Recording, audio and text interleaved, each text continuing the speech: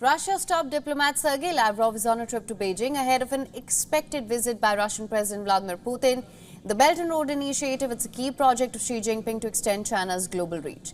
The Chinese president has promoted a vision of a more assertive China, even as the country's outstanding loans have grown to the equivalent of over a quarter of its GDP. Representatives of the 130 nations are expected at the Belt and Road meeting. Leaders have begun to trickle in to the Chinese capital.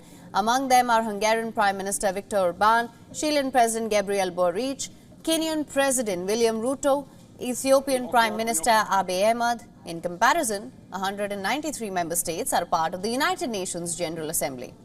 As per the Council on Foreign Relations, a think tank, China has both geopolitical and economic motivations behind this initiative.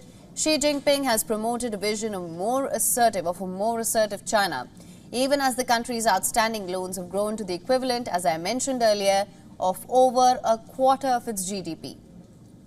However, concerns are growing over China's debt-trap diplomacy. Analysts say Beijing intentionally, excessively lends money to low-income indebted states that cannot later repay Chinese debt.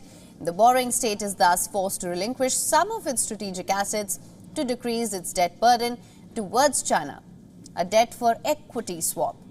Countries are becoming ensnared in a debt trap that leaves them vulnerable to China's influence. Kenya's President William Ruto will ask China for a $1 billion loan to complete stalled road construction projects. Ruto's plan also includes a request to lengthen the maturity period of existing loans.